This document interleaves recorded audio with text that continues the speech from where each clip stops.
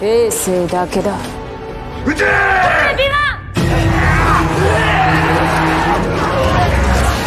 ！Halo panelis Universe. Kali ini saya akan membawakan sebuah film yang diadaptasi dari manga karangan Yasuhisa Sahara dengan latar cerita kerajaan Tiongkok kuno pada era dinasti Qin. Walaupun film ini mengangkat tema China kuno, tapi ini adalah film Jepang dan pemainnya otomatis orang-orang Jepang semua. Tanpa berlama-lama lagi, langsung kita simak aja videonya dan selamat menyaksikan. Sorry, it's DJ.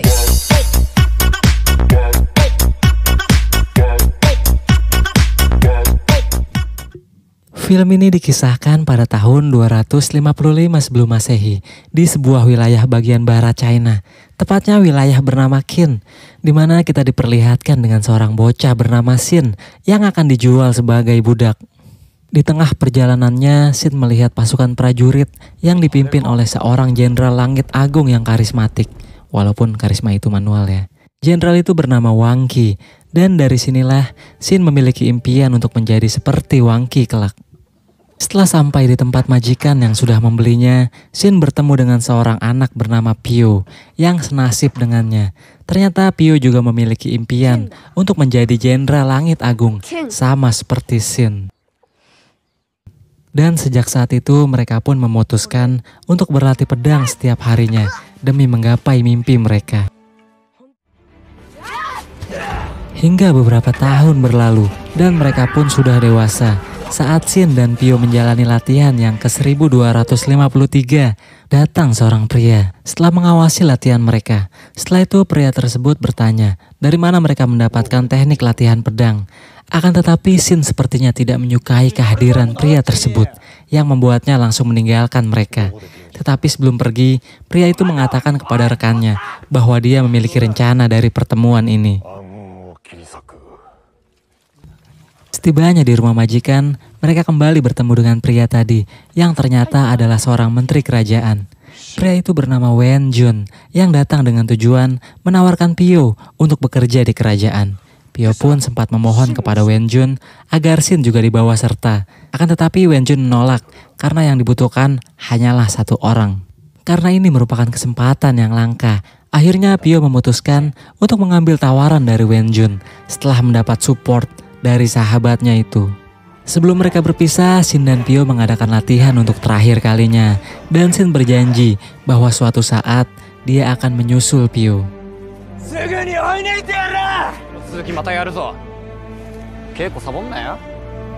Setelah itu Xin jadi semakin giat berlatih setiap harinya dan berusaha lebih keras untuk dapat mewujudkan mimpinya.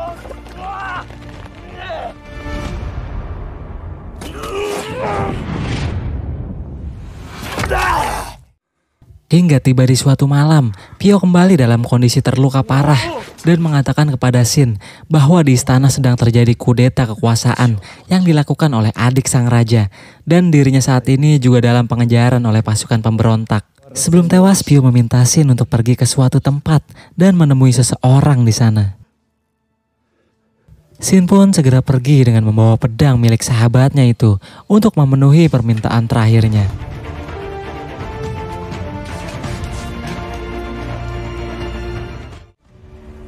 Sesampainya di sana, dia terkejut melihat Pio masih hidup dan sedang menunggunya.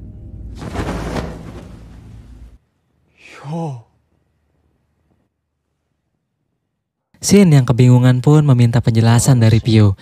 Tapi belum mendapat penjelasan, mereka diserang oleh seseorang yang memiliki wajah seperti mutan, yang juga merupakan anggota pemberontakan. Dan dari sinilah terungkap bahwa orang yang ditemui Xin bukanlah Pio, melainkan seorang raja di wilayah Qin bernama Ying Zeng yang memiliki wajah mirip seperti Pio. Dan tujuan Pio dikirim ke istana adalah untuk menyamar sebagai Raja Ying Zeng agar dapat mengelabui musuh.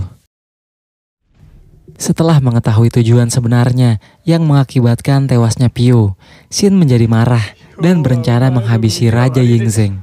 Akan tetapi dia ingin membalaskan dendamnya terlebih dahulu kepada si muka mutan ini, karena dia adalah orang yang membunuh Pio.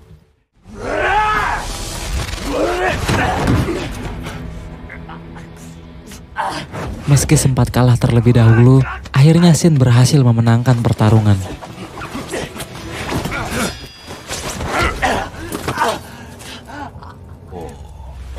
まだ動けるのか。あいつはな、生き返られて小僧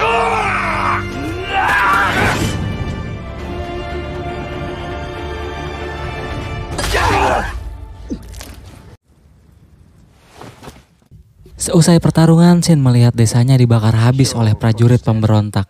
Dan setelah itu dia merubah niatnya, yang semula akan membunuh Ying Zheng, menjadi ingin menghabisi semua pemberontak yang terlibat pembunuhan Pio. Sementara Ying Zheng sudah memiliki rencana untuk merebut kembali tahtanya. Saat mereka hendak meninggalkan tempat tersebut untuk menuju sebuah tempat, seorang yang menggunakan kostum burung hantu datang untuk menawarkan jasa sebagai penunjuk jalan pintas kepada Ying Zheng dengan meminta imbalan. Ternyata di balik kostum anehnya itu, dia adalah seorang gadis suku pedalaman bernama Diao yang tinggal di gunung. Ying Zheng pun setuju dengan tawaran Diao dan akan memberinya imbalan, tapi nanti setelah dia berhasil merebut kembali tahtanya. Di tengah perjalanan, Ying Zheng mengatakan di tempat tujuannya nanti dia akan menemui Wen Jun, yaitu menteri yang sebelumnya merekrut Pio untuk menyamar menjadi Ying Zheng. Akan tetapi hal ini kembali membuat Shin marah setelah tahu bahwa Wen Jun sengaja mengorbankan nyawa Pio kepada pemberontak.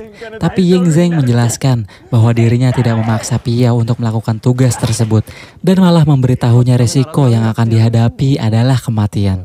Tapi Piao lah yang memilih untuk menerima tawaran tersebut dan berharap suatu saat dirinya akan dicatat dalam sejarah layaknya Jenderal Langit Agung, walaupun dia harus tewas dalam menjalankan tugasnya.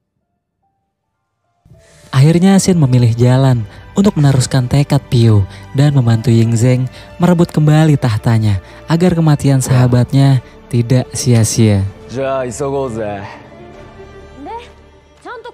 Di sisi lain, akhirnya kita diperkenalkan dengan adik Ying Zheng yang bernama Cheng Jiao dalam upayanya melakukan kudeta terhadap Ying Zheng. Dia memerintahkan kepada anak buahnya untuk membunuh kakaknya sendiri demi mendapatkan kekuasaan penuh. Sementara itu, Ying Zheng, Shin, dan Diao berada dalam hutan bambu untuk meneruskan perjalanan. Tapi mereka mendapat tantangan dari seorang yang diutus Cheng Jiao untuk membunuh Ying Zheng. Dan Shin pun menghadapi orang tersebut.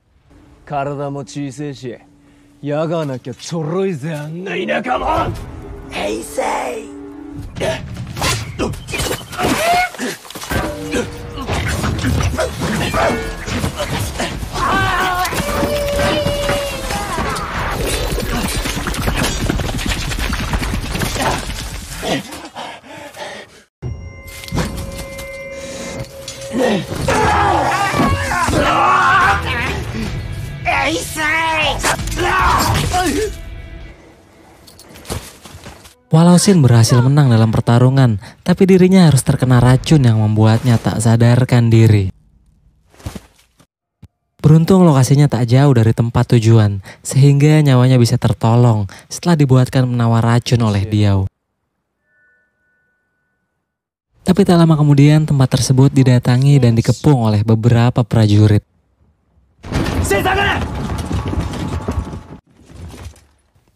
Ternyata itu adalah Wen Jun yang membawa serta beberapa pasukannya. Setelah itu Wen Jun menceritakan bagaimana dia dan prajurit yang tetap setia terhadap Ying Zheng bisa sampai di sini. Setelah sebelumnya mereka terjebak perang dan memilih kabur dalam pertempuran karena jumlah pasukannya jauh lebih sedikit dibandingkan pasukan pemberontak yang beraliansi dengan pasukan kerajaan tetangga mereka. Lalu di dalam pertempuran, tiba-tiba Pio muncul dan mengobarkan semangat kepada prajurit kerajaan, layaknya seorang jenderal. Walau pada akhirnya, Pio yang sedang melakukan penyamaran sebagai raja ini sengaja mengorbankan dirinya menjadi umpan, agar Wen Jun dan yang lainnya bisa selamat, karena yang musuh incar hanyalah raja mereka.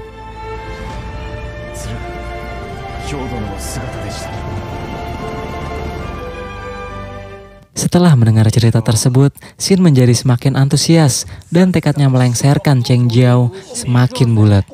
Tapi Ying Zheng dengan pasukan yang jumlahnya hanya puluhan orang sangat mustahil untuk bisa merebut kembali kerajaan istana mereka. Dia pun berencana untuk meminta bantuan dari suku pedalaman yang tinggal di gunung karena mereka memiliki ribuan pasukan.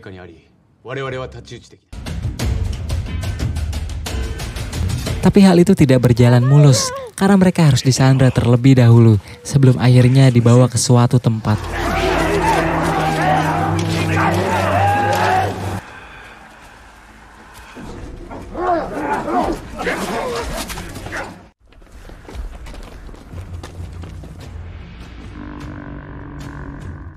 Setelah itu mereka dipertemukan dengan kepala suku mereka yang bernama Duan He. Yingzeng kemudian mengatakan tujuannya kepada Duan He dengan memohon bantuannya. Tapi Duan He menolak karena 400 tahun yang lalu nenek moyang mereka memiliki masa lalu yang kelam saat beraliansi dengan kerajaan Qin yang pada saat itu dipimpin oleh raja sebelumnya. Tapi saat Raja Qin tewas, para pasukannya membantai suku pedalaman dan memusnahkan harapan suku pedalaman untuk memulai kehidupan dunia luar. Walaupun Yingzeng sudah memohon maaf atas nama kerajaan Qin sebelumnya dan mencoba meyakinkannya agar melupakan masa lalu dan membuka lembaran baru. Tapi Duan He tetap menolaknya dan malah hendak memenggal kepala Xin di depan mata Yingzeng. Tujuannya agar dia memahami bagaimana rasa sakit yang dulu diterima oleh nenek moyang mereka. Kemudian Xin melawan para Algojo yang akan memenggal kepalanya dan angkat bicara kepada Duan He.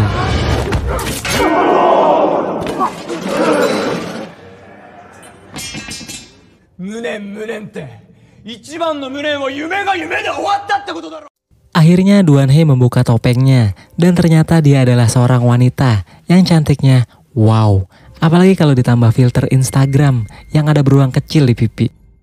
Duan He pun menyetujui permintaan Yingzeng lalu meminta pasukannya agar bersiap berperang.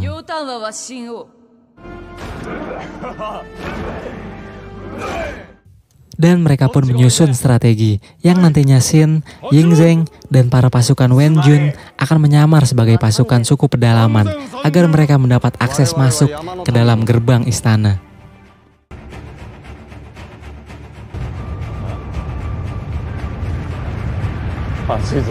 Setelah sampai di depan istana, Duan He menyampaikan pesan untuk Cheng Jiao dengan berpura-pura ingin beraliansi dengan kerajaan Qin. Dan Cheng Jiao mempersilahkannya masuk, tapi dia hanya boleh membawa 50 pasukan ke dalam istana, sedangkan sisanya menunggu di luar gerbang istana. Setelah berada di dalam, mereka pun langsung melakukan penyerangan terhadap prajurit istana.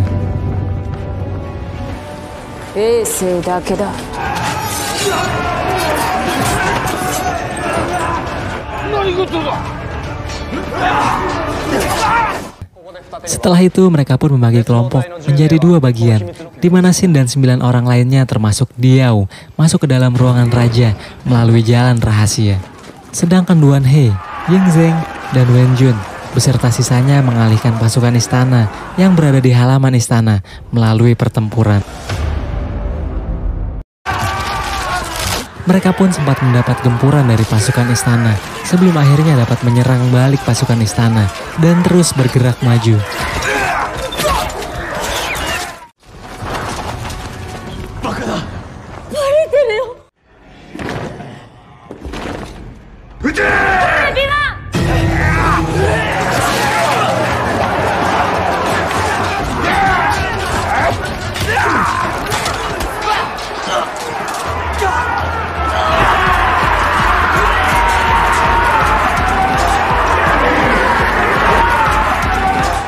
Begitu pula dengan Xin dan kelompoknya yang harus mengalahkan Algojo istana yang memiliki fisik seperti monster.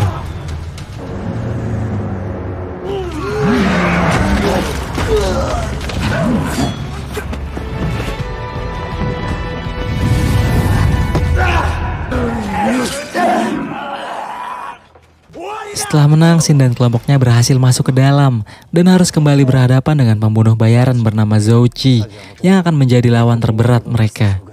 Dan Zhou Qi sendiri dulunya merupakan seorang jenderal kerajaan yang dipecat karena melakukan pembunuhan massal berlebihan dan sekarang dirinya menjadi pembunuh bayaran. Setelah itu Xin menghadapi Zhou Qi.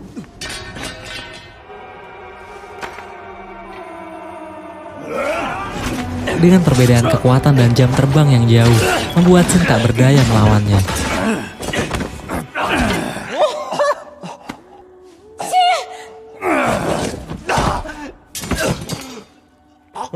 Namun dia mengingat impian Pio yang harus diwujudkan dan membuat dirinya bangkit kembali dan berhasil mengalahkan Zhou Qi.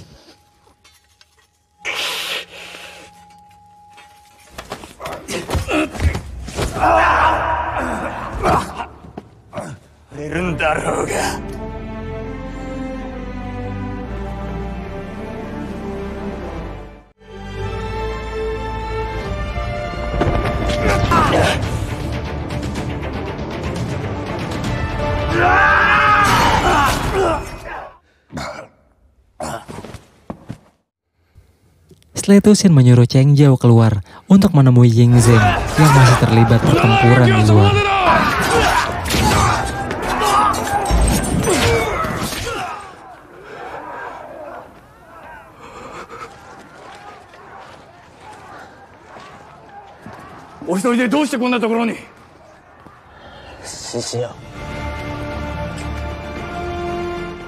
Di sini terungkap fakta mengenai silsilah keluarga mereka, yang sebenarnya di mana dua bersaudara ini terlahir dari ibu yang berbeda. Ibu Cheng Jiao sendiri merupakan keturunan bangsawan, sedangkan ibu Ying Zeng hanyalah seorang penari, dan itulah mengapa Cheng Jiao tidak bisa menerima Ying Zeng sebagai pewaris tahta kerajaan. Karena dia menganggap derajat Ying Zeng lebih rendah darinya, yang hanya memiliki setengah darah bangsawan dalam dirinya. Ying Zeng pun memberi pelajaran kepada adiknya karena dia sudah menyebabkan terjadinya perang saudara di kerajaan Qin.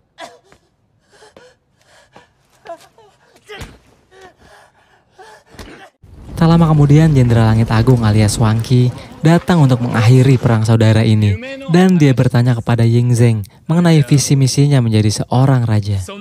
Dan Ying Zeng menjawab bahwa dia akan mengakhiri perang di negara China yang sudah terjadi selama 500 tahun dan bertekad akan menjadi raja pertama yang menyatukan wilayah Cina menjadi satu kesatuan yang utuh. Walaupun harus melalui peperangan besar-besaran dan pertumpahan darah yang dapat membuatnya tercatat kejam dalam sejarah. Dan Ying Zeng siap mengorbankan apapun demi mencapai impiannya. Setelah itu Wang Qi tersenyum mendengar jawaban Ying Zeng dan bersiap pergi. Tapi sebelum meninggalkan istana, Shin tiba-tiba mengatakan kepada Wang Qi bahwa suatu saat nanti dirinya akan menggantikannya sebagai Jenderal Langit Agung. Dan film pun berakhir.